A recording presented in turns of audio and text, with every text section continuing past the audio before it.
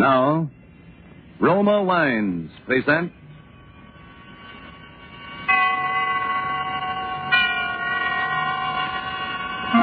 Suspense.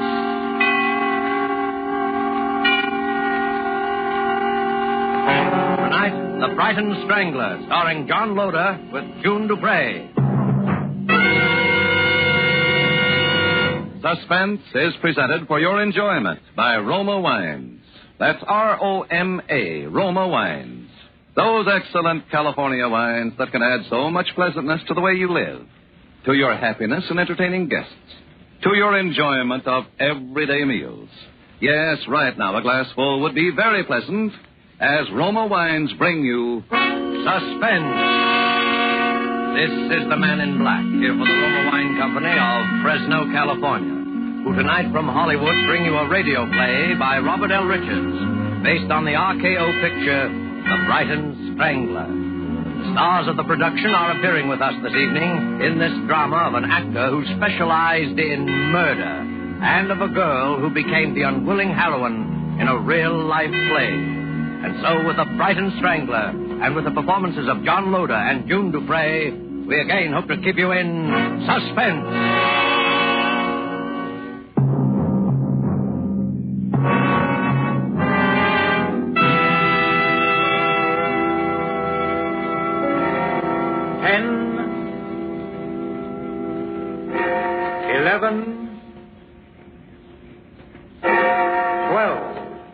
Midnight and the New Year. Oh, Edward, it's been such a lovely holiday. April, my dear, I wouldn't stand too near the edge. The rail is very low and it's quite a drop to the street. I was only looking over the city. It's even a lovely night to have a holiday end, as long as it must end. All lovely things must end, my dear. Shall we join the others? It's a bit chilly out here on the terrace, don't you think? No, we can't go in just yet because... Because what? Because something has to happen first. What has to happen? You know what happened to the Lord Mayor of Brighton, don't you? He was strangled. On Christmas Day, and the Chief Inspector, 3 days later, he was strangled too, wasn't he? Edward. Don't try to pretend you haven't guessed who I am. No, Edward. You couldn't be... Go on, say it. The Brighton Strangler. Couldn't. But I did. My alibi for the Lord Mayor was very simple. I merely turned his watch back. And for the Chief Inspector, you yourself supplied me with an alibi. Remember? But why? Why? Because 10 years ago they conspired to send an innocent man to prison. And that innocent man was me. And now, you, my dear, are the only person alive who knows. Edward, listen to me. We're in London. It's New Year's Eve. Don't you remember how... It's so cold. Edward, you're not going to... Yes. That's him! Stop! Stop or I'll shoot! You've got him! Dead. At last. The Brighton Strangler.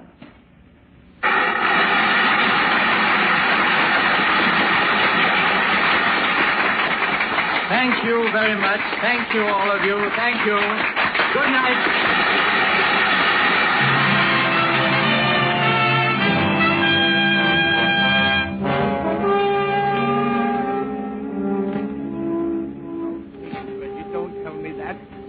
Reggie, it's so good, it's so terribly good, I can't bear to close it, and it's making so much money. Well, you're the producer. Don't close it. Put someone else in the part. Oh, you know I can't do that. People don't come to the theater to see the Brighton Strangler. They come to see you, Reggie.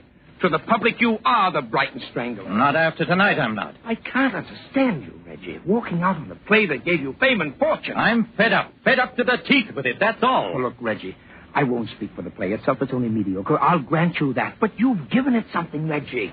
By sheer force of personality, you've made it authentic, terrifying, a tremendous psychological drama. That's just it. Now, look here, Shelton. Has it ever occurred to you that a man might feel if he strangled one more person, he'd go stark, raving mad?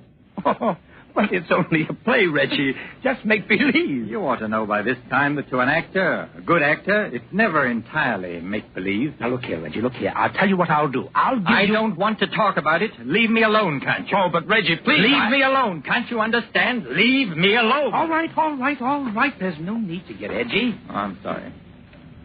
Got any plans? Oh, some service canteen shows. Well, if I don't see you, Merry Christmas. Yes. Merry Christmas. Good night. Good night.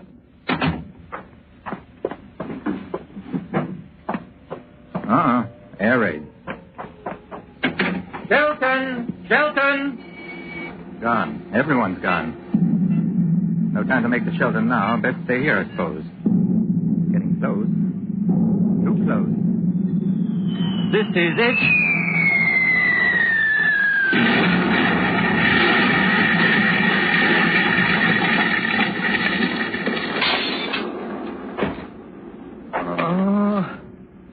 My head hurts.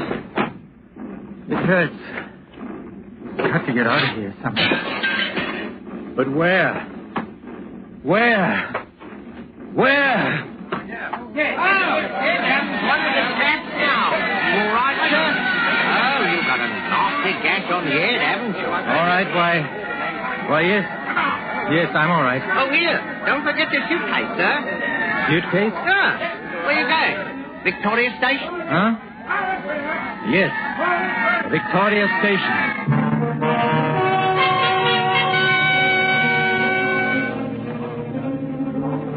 How many? 3 return tickets to Awesome. Here you are. And yours? Return to Rottingdean, if you please. Right. Next? Single to Brighton. Brighton. Next? What's yours, sir? Single to Brighton.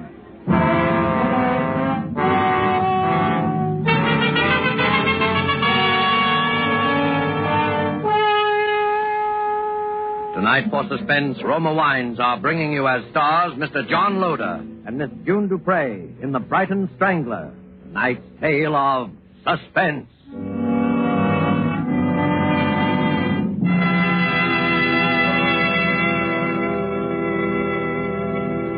When you listen to the friendly advice of Miss Elsa Maxwell about hospitality and gracious living, you realize that here is an authority who talks plain common sense all the time.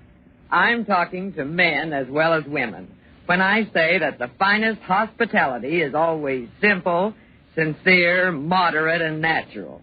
Never the opposite. And so, I'm always emphasizing that the nicest, simplest, most sincerely flattering hospitality is to serve your guests some Roma sherry. With its golden amber color, its deliciously tangy nut-like flavor. It's not only supremely enjoyable before dinner or in the afternoon, it's smartly correct, a genuine compliment to your friends and to yourself. And please don't worry about special glasses. It's perfectly correct to use any nice glasses that are handy. Well, Miss Maxwell speaks more authoritatively than I can. But I will add this. Roma sherry, like all famous Roma wines, made from California's magnificent sun-ripened grapes, brings you all their fine flavor, aroma, and color, is unvaryingly good, always enjoyable, thanks to the age-old wine skill of Roma's noted wineries located in the choicest vineyard areas of California. Yet all this goodness and pleasure is yours for only pennies a glass. Remember, more Americans enjoy Roma than any other wines. Roma. R-O-M-A. Roma Wines. And now it is with pleasure that we bring back to our soundstage Mr. John Loder as Reginald Parker and June Dupre as April Manby, who now takes up the narrative concerning the Brighton Strangler, a tale well calculated to keep you in suspense.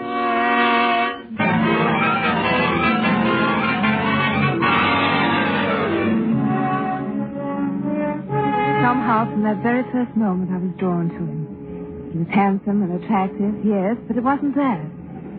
He seemed so lonely, so much in need of help. And then on the train, when I saw that he'd really been hurt, I just threw a convention to the winds and took charge of him. You've been very kind. Well, someone had to put a bit of sticking plaster on that head of yours. Are you sure you're all right now? Quite, thank you. It must have been terrible. I heard about the theater. The theater? Yes, of course I recognized you the minute you stepped into the compartment. What? You are Reginald Parker, the actor, aren't you? I've seen your picture on the billboards dozens of times. Reginald Parker. And I've been dying to tell you. My name is April. April? That's the name of the girl in your play, isn't it? And I'm from Brighton. April from Brighton? Only, of course, my last name is Mandy. Well, that's where I'm going, Brighton. Well, isn't that nice? We do have a lot in common, don't we? Yes, a great deal, I think. Oh, we're going to have such wonderful times in Brighton over the holidays. You know, I was wondering if you wouldn't think it forward of me. What? Well, my family's having a party at our house on Christmas Day. The Lord Mayor and a lot of people are going to be there, and I... The Lord Mayor? Yes, and if you'd like to come... I mean, I'm really not a celebrity, Hans, you know. But if you'd really like to come... Why, I'd be delighted. Oh, Mr. Parker, that would be wonderful. April, why don't you call me Edward? Edward? Oh, you mean Reginald Parker's only your stage name? Yes, a stage name. Isn't that odd? I always knew actors had stage names, but I always thought yours was real. But I think I'd rather call you Reginald. Or at least introduce you to my family that way. It's a sort of confusing two names. Well, what's in a name? Yes, after all, what is? Reginald, what's that little silk cord you keep twisting in your hand? Oh, this? Yes. I use this to strangle people. What? Oh, you mean in the play? Yes, in the play. Would you always carry it about with you? Always. Why? Oh, I don't know. Oh, for luck, I suppose. I've heard of actors having superstitions like that. Do you still have many friends in Brighton? Friends? Acquaintances. I haven't been back for 10 years. They'll scarcely remember you, will they? The ones who are important will remember me. They will remember me very well.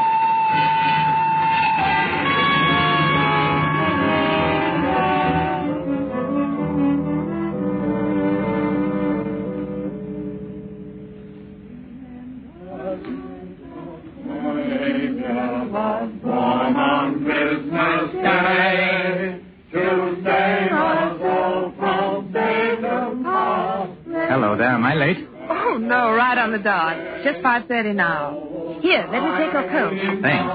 Now come along and meet everyone. I'm so anxious for you to meet my parents. Told them so much about you. I didn't realize you knew so much about me. Certainly you know what I mean.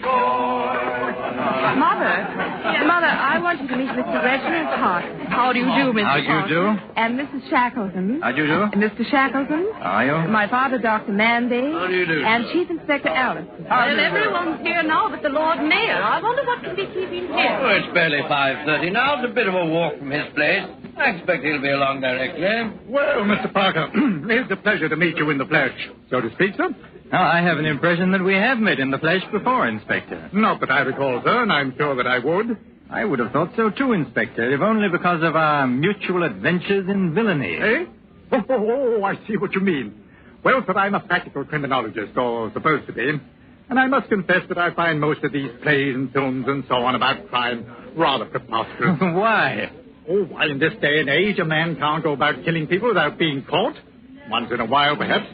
But when you get these stories of chaps with 2 or 3, a whole string of victims, oh, no, never. But, Inspector, they always are caught in the end, if only to prove to the kiddies that crime doesn't pay. But supposing it were the perfect crime. Bosh. There's no such thing. Really? If you're interested in criminology, Mr. Parker, we ought to get together some evening while you're here. Perhaps I could give you a few experiences of my own that would amuse you. I should be delighted, Inspector. In fact, I shall make a point of it. Excuse me a moment. Hello? Yes? Yes, I'll call him. It's for you, Daddy. For me? Oh, thank you, my dear. Yes? This is Dr. Mandy speaking. What? Good Lord. Yes? Yes, very well, I'll tell him. And I'll come over at once. What is it? What's wrong? A terrible thing has just happened. We'll need you on this, I'm afraid, Inspector. Why, what happened? The Lord Mayor has been murdered. Murdered? Come. understand it. He didn't have an enemy in the world. Well, when did it happen? He left his house at 5:15 to come over here. He was apparently attacked by someone who'd been lurking in the shrubbery of his own grounds. He was killed at 5:30.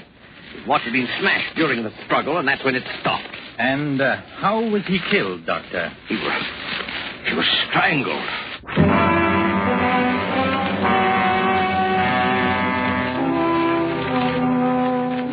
It was fantastic, of course. But there it was, that terrible coincidence, the strangling in Brighton. But I must confess that my main concern was for Reggie. The way everyone glanced at him, the polite, standoffish way they talked to him was enough to show they felt that somehow he was responsible for the dreadful thing that had happened. As for myself, I felt almost as badly as he did, but I'd never known anyone quite so brave. So it was clear he wanted to get away. He was quite free to go, and yet he stayed on in Brighton, as though compelled to. Perhaps by a strange feeling that he mustn't run off until the mystery had been solved. He even made a little joke about it that night that I drove him to the party. Well, this is one way of facing the music. Reggie, you mustn't say that. I'm sorry. Hope you don't mind too much driving me down. Of course I don't. I know you must think I'm a low-down dog for thinking the one night you couldn't come along, but it's their only program of Rimsky-Korsakov, and I couldn't bear to miss it. I'll come another time. If you want me to. I want you to very much. Reggie, did you ever think that a play might have an effect on people who saw it? How? That someone might see it and want to do the same thing? Oh. Reggie, I think that's what happened. I think that someone saw your play and is trying to do the same thing in real life.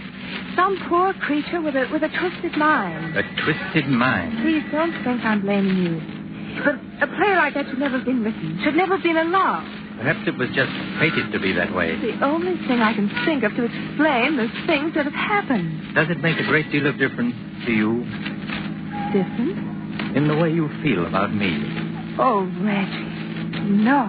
Oh, I'm glad of that. Because I think quite soon now, perhaps after tonight, I shall have something very important to tell you, April.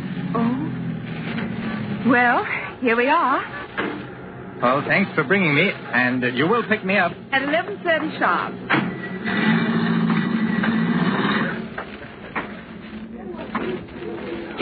Tickets, please, sir. Here you are. First on your right, sir. First seat in the last row. Am I late? No, sir. It's just about to begin, sir.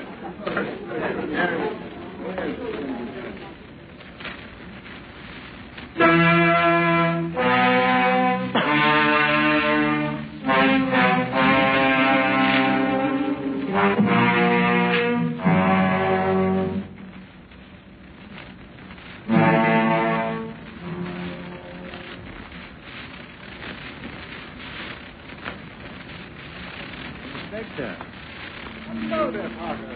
Come in. Thank you. I was just listening to a little music on my gramophone. You know it? Scheherazade, yes. It's just 42 minutes long. Oh? Is it? I never timed it. Here, make yourself comfortable by the fire. I was rather hoping you'd pick this evening to drop in. I'm all alone. I remember you said you'd be. Oh, you have quite a music library, Inspector. Yes. And I see you collect other things as well. Huh? Oh, my private chamber of horrors. Interested? Very much. Of course, you did want to talk about crime, didn't you? Well, each of these things, rather gruesome, most of them to you, I expect, is like a trophy to me. Oh, take this butcher's knife. You can imagine what that was used for, I suppose. His wife? That's it. Carved her up, put her in her trunk, and checked her at Brighton Station. We didn't find her for 3 months. Never did find her head. We got the chap, though. Now, here's something you don't see very often. A hangman's noose. Yes, the fellow who wore that collar last got me my biggest promotion. It must be a great moment of satisfaction when the bolt is pulled and the rope tightens and you know your murder is done for. Yes, it is for a fact. But there's one trophy I intend to have here that will make me prouder than all the rest. Just a little thing it is, too. Just a bit of cord. You mean the cord that was used to strangle the Lord Mayor? Right you are. And I'll get it. And the chap who used it, too. You mark my words. Do you suppose, Inspector, that the cord you're after would look anything like this?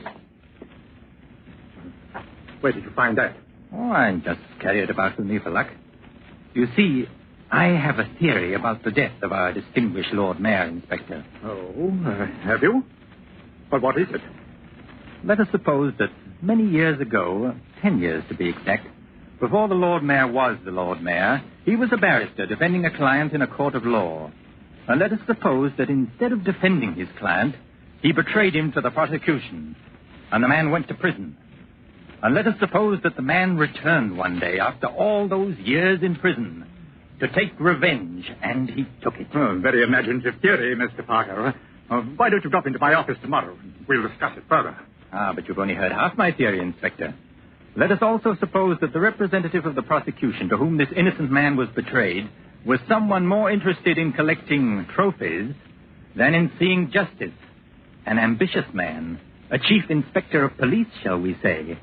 Someone like you, Inspector. Oh, really, Mr. Parker? Then it would also follow that our man would strangle you, wouldn't it, Inspector? I'm afraid play acting has influenced your judgment, sir. This is no play, You Inspector. couldn't get away with a thing like this. You said that before. People know where you are. Exactly. You see, I am at the concert. No!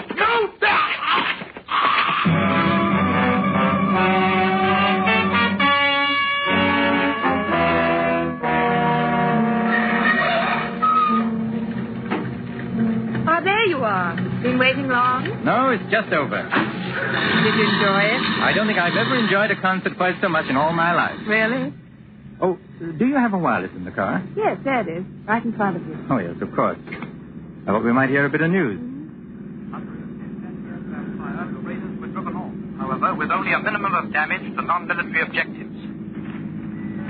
I have just been handed a dispatch from Brighton. The Brighton Strangler has struck again. At approximately 11 o'clock tonight, Chief Inspector Allison of the Brighton Police Force was found dead in his flat. He had apparently been murdered in the same manner as the Lord Mayor of Brighton, only 3 days before, by strangling. Again, there were no clues to the killer. Reggie. It's fortunate, my dear, that you and others know I was at the concert this evening. Fortunate? Because otherwise it might seem almost one coincidence too many.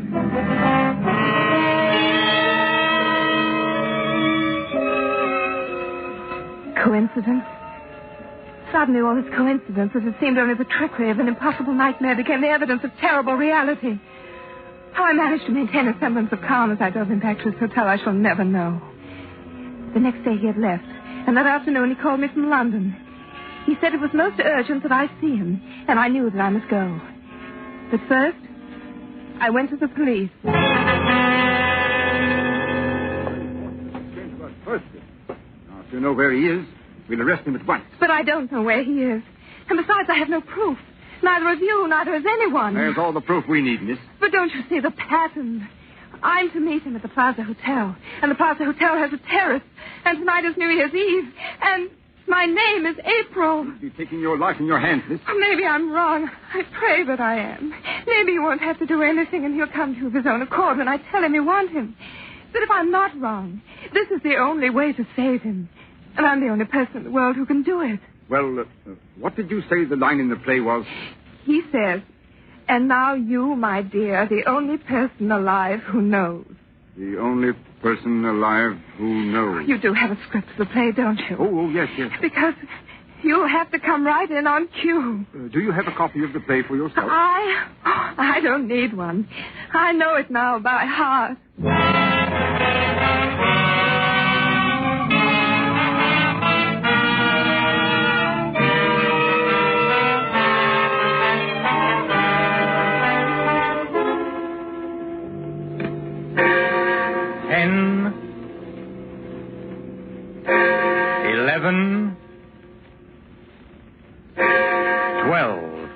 Midnight and the New Year.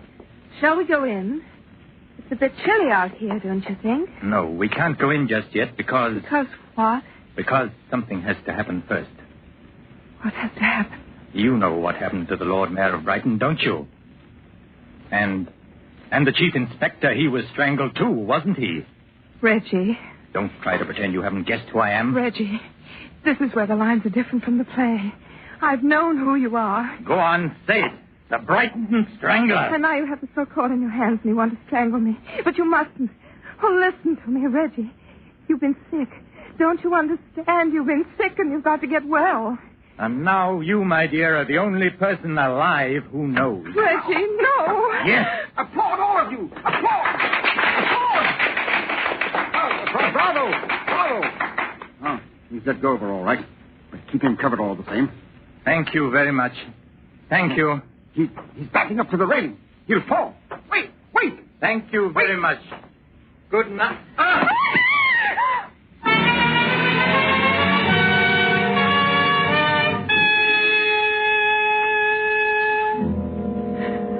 As though in a trance, bowing as he had so often to so many enchanted audiences at the Brighton Strangler, he stepped backwards toward the low parapet as though again leaving the stage, and fell. We found him on the pavement below. He was still alive. It's April from Brighton. We were bombed, weren't we? And I heard applause. I think I'm hurt. But you'll help me, won't you? I want to take just one last curtain call.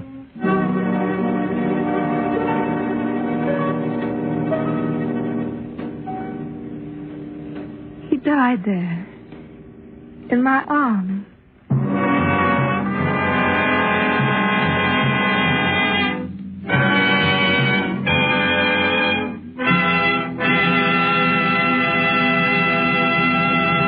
And so closes The Brighton Strangler, based on the RKO picture and starring John Loder with June Dupre. Tonight's study in Suspense.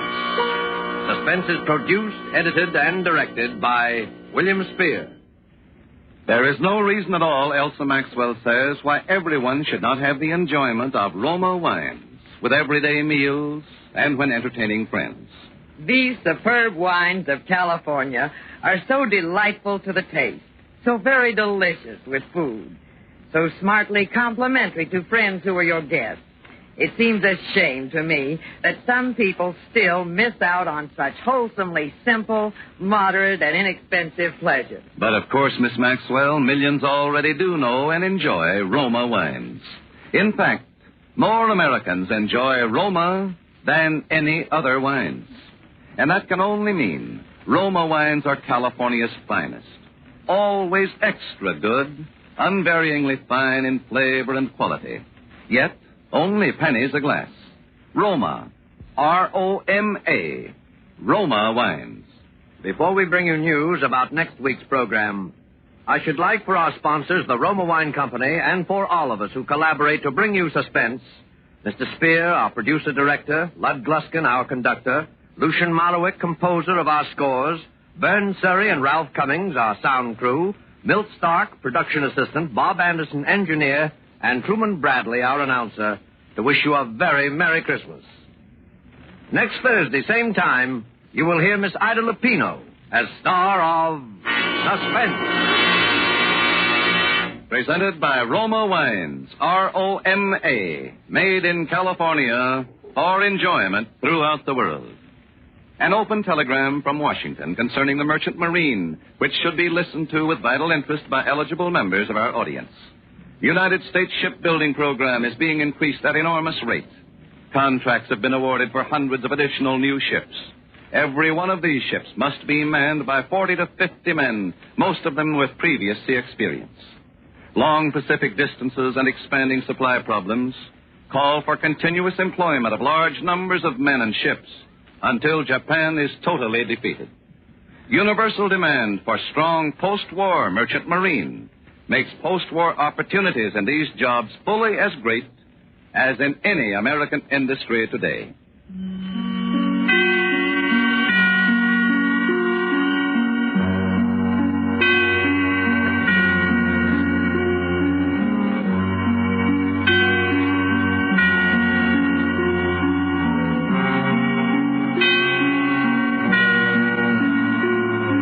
This is CBS, the Columbia Broadcasting System.